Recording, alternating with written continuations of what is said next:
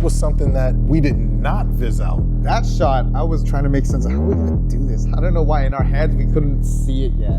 That is the most satisfying thing. When he goes out that window for the first time. What did you guys actually do on set? And how did you even get to creating these scenes in the first place?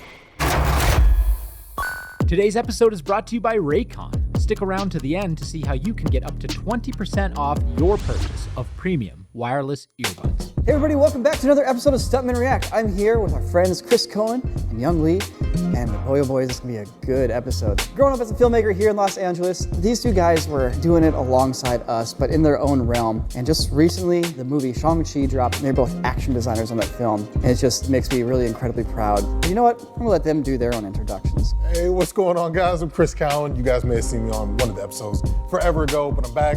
I'm hyped. My inspiration is like very much a lot of Eastern works, Kung Fu, anime, and the fact that I got to work on Shang-Chi, where, you know, that's something that I'm just super passionate about, is nuts. Hey guys, I'm Young Lee. I am, the same as Chris, in that I'm super inspired by anime, video games, comic books, and it's just such an honor to work on Shang-Chi. It changed my life, literally. I'm actually a little nervous because these guys have just accomplished so many amazing things and are so good at what they do. I can't wait to hear you guys talk about all your insights as we take a look at some of these clips. Heck yeah. You have the wrong guy. Does he look like he can fight? Come on, bro. This one-inch punch was something that Brad came to me for, and he said he just wanted some sort of stylized moment for his first attack. I mean, it's not technically a one-inch punch. He travels a good 5 feet. Right, whatever. 5 foot. But that's what I loved about it. Because Shang-Chi's character is so much inspired by Bruce Lee that for the first scene that you see him fighting, that's the first move that he does. So it's like perfect homage, storytelling, inspiration, but not being a complete rip. Chris, that was his thing, that he wanted the fist to come towards camera, and in that split second, it emphasizes the speed in which this all happens. So this is basically an insert shot saying the hand is coming at you fast. Fast. Yeah, and it sells that impact so much harder. Yeah. Homageness. This is He puts his jacket back on. Yes. So the jacket thing was from Brad, really, who wanted to pay homage to Jackie. And that was like one of the hardest choreo beats to come up with. Andy Chang, Guillermo Griswold, and Peng Zhang did a lot of the choreo for this. Andy was Jackie Chan's stunt team. Guillermo Griswold, we've done all the Kingsman movies with. Peng Zhang, he did way back in the day, Kick-Ass. And Scott Pilgrim. Oh, wow. Yeah. And so like this whole jacket choreo actually came from a combination of all three of their versions of the jacket gag that I cut together to make sense of that. We're not imitating Jackie. It's still a Shang-Chi moment, but something new. Inspired by, for sure. This bit was cool. Yeah. Simu did that on the day. Simu actually did that move? Yes. Wow. What was Simu's background? He must have some stunt work in his... Yeah, he had done some stunt work up in Canada. Back in Toronto. Yep. A bit that one of our performers, Jesse Turner, came up with. Yeah, he was our parkour specialist. That's the thing that we've learned to do on our team, is to lean on the experts for doing what they do best. One thing I've seen a lot of people say is how a lot of things are done right in this movie. Like the martial arts were filmed correctly. I could see what was going on. It was edited correctly. It was exciting. The story during the fights was done correctly. In other words, the experts were allowed to do their jobs and were relied upon to bring something special to those scenes. We're only as good as they allow us to be. You can bring on the best talent, but if you don't allow them to do what they do, then you might not get the best result. I saw this clip on your Instagram. Yeah. It's a really cool shot. I also cannot believe that this is all on a blue screen. I looks know. insane. That's a huge bus gimbal, like 15 feet in the air, by the way. It was like a theme park ride. It was cool.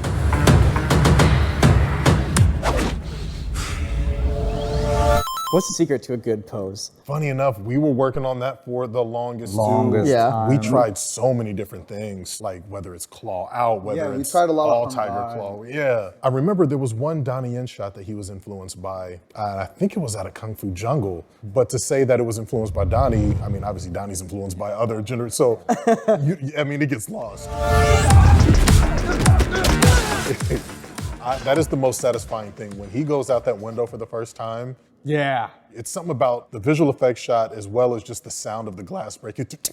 Yeah. That shift in the lighting sets the tone for, oh, okay, now something's coming. Right, it's about to go down. Yeah, and this is like paying homage to Old Boy. Right. Destin wanted an Old Boy shot at the end of this, and just holding this shot, it's just so satisfying to hold shots. With the bus sequence being so chaotic, to have a clean moment where you don't cut away, I think it's really refreshing and it changes the whole vibe of the scene.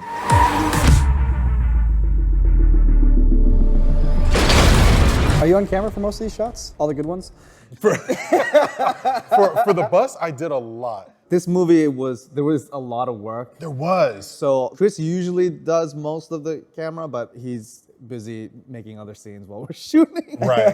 Sometimes I'm in the stunt stage still prevising, yeah. The scope of what we were doing was so big. That's why we had such a big stunt team, and we had a lot of fight coordinators, and we had 2 other action designers. It really helped change the vibe of all the Every scene had its own, flavor. What was difficult for me coming onto this project is that a lot of the action I had done in the past had very much Japanese flair or kickboxing, and I hadn't had the chance to shoot a lot of Chinese martial arts. When we started shooting the vises, I had a hard time wrapping my mind around how to photograph these shapes, and the shapes and body language is completely different. If you remember the last time I was on here, I just finished up the UA project with Guy. Yeah. You know, I was doing the grass shots for the UA, and I was like, I wonder if I can sneak that into Shang somewhere, like for a few shots. Here you go. That one right there. Yep. Yep, I see it. That's your UA shot right there. 100%.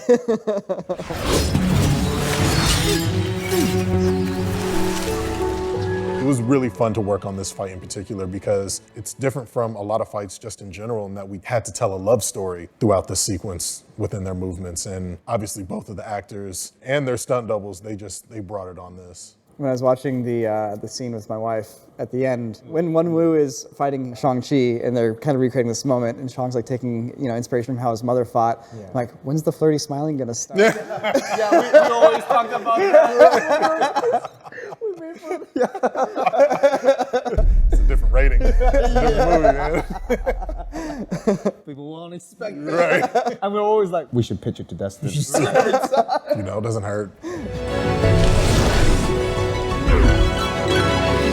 That shot, actually, I was trying to make sense of how are we gonna do this? It was just one of those shots where, like, I don't know why in our heads we couldn't see it yet. We were both talking, this is how he's gonna do it. It'll work. You know those moments when you're on set where you're just trying to convince yourself that it's gonna work? Yeah, it was like, I hope the VFX team can figure it out later. Right. Yeah. Yeah, it did work. It did. I was surprised. I was like, oh damn, this is good. Hey, if you're watching this video or this series and you're not subscribed, consider doing so. It really helps us out, helps other people discover the show. So, yeah, thanks. We've been talking a lot about these scenes and what you guys think is cool and how, it works in your minds, but specifically, what did you guys actually do on set? How did you guys function, and how did you even get to creating these scenes in the first place? Well, both of us as action designers, we are sort of the filmmakers of the stunt team. Our responsibility is to tell the story of the action sequence. The first stage that we go through is building vignettes. Small clips, highlights of what could be for a character or for a power, and also helps us figure out the style of filmmaking that is best used for the story. From there, we go and shoot out our shots that we need. That's also the time to explore stunt rig setups. And then we also get to film it and see okay, what's the best way to film this cool gag that we've come up with. From there, once we've assembled it, then we have that presentation with the directors and the producers. And there's a back and forth, a conversation with the director. Okay, this is what I like about the scene, this is what I don't like. I will say he's definitely the most annoying Avenger to have prevised for. Do you know how much easier it would have been to just have a hammer or a shield? The fact that we had to do all these rings, I was like, oh yeah, that was, it was. There was some points where we got a little lazy and we just imagine it. Or just imagine it goes around them and. Yeah. After we've done back and forth, we go back, we reshoot. It's really all about just refining the work, honestly. By the time we were done with the bus sequence, we had like 70 versions of it. That one was the most difficult. And this is before you've actually filmed with the bus? Right. And they're not always that extreme, but like the bus had so many moving parts that, you know, this is the first time we're seeing Shang move and figure out what his visual style is. Yeah. You know, what areas of homage and inspiration are we gonna find to create this character's moveset? So it was difficult. So after all of that prep, then we come in to shoot the actual movie.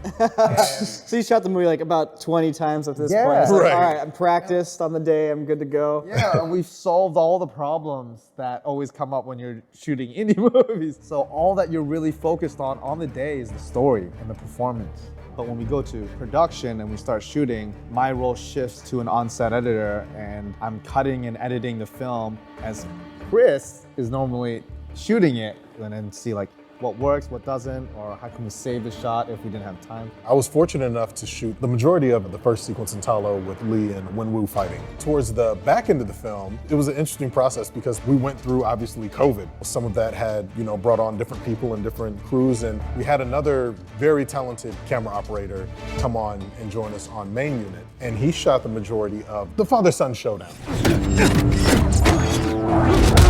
At that point, I was fortunate enough to have Destin ask me if I would sit next to him and help him direct that sequence. You know, he gave us our own chairs, directing chairs, put our names on it. I was like, oh man, it's the little things, I tell you what. I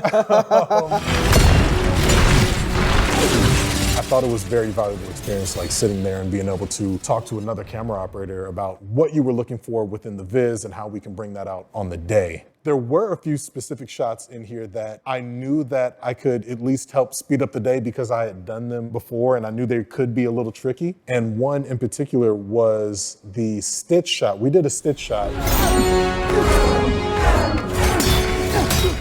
Boom. Step, step, spin, and kick. Wenwu holds this and now launches. So right here is a real performer and it stitches back into Simu sliding back. And that was something that we did not viz out. That was something that we pitched to them on the day, and that was nerve-wracking because I was like, instead of making these two separate shots, I feel like we can combine them together. And I pitched that to the producer and Destin, and they were like, yeah, if you think you can do it. And I was like, yeah, I think I can do it. You know? I didn't show them that eye move. I was like, yeah, I can do this. and yeah, it blended really well. That's awesome. I was really hyped. Chris did a version of this whole viz with toys, by the way. Oh, yeah? He shot the whole scene with a Stan Lee action figure and Captain America. And like literally that was handed to him by Marvel. Yeah. On a Marvel movie. It's like, On a Marvel movie. that goes to show, honestly, like even on the big budget movies, like going low budget is sometimes super helpful. Yeah. It's not always about like the big like Hollywood treatment, you know what I mean? You know the thing that our fight coordinators I have to give credit to, they're all like directors themselves and they know how to shoot and edit, and having that like complete understanding makes a huge difference when they talk the same language as you. The more filmmakers that you have within your stunt department, I think the better, because your director and especially your camera crews are going to be more open to listening to your feedback. If you're more so just on the side of choreography and just stunts only, the DP, they're going to be like, okay, we'll do what we do. Yes, so that's why you see a lot of like stunt vizzes from a lot of other movies that just look nothing like the final movie, and that's where you have that disconnect. Exactly. I mean, working on Shang-Chi kind of reminded why I love filmmaking in the first place, honestly. It reinvigorated my passion for film and storytelling. Also because everybody loved working on the film and wanted to do such a good job. Like, everyone was there and super passionate, and it shows in the final product. And that's the thing with, you know, even with what you guys do here, everyone's passionate about it, everyone loves it, and it totally bleeds onto the screen. The audience feels that. You can't shoot a film and not care. Right. That's so important. And if we get more sets like that in this industry, we're gonna get even better films.